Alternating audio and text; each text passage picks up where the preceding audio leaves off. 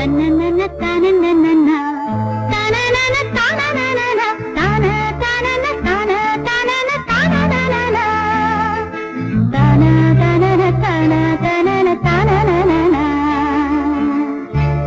கண்ணும் சந்தன கிண்ணம் தொட்டுக்கொள்ள ஆசைகள் துள்ளும்.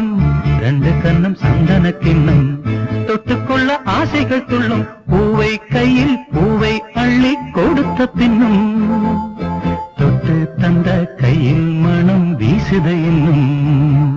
பூவை கையில் பூவை அள்ளி கொடுத்த பின்னும் தொட்டு தந்த கையில் மனம் வீசுத இன்னும்.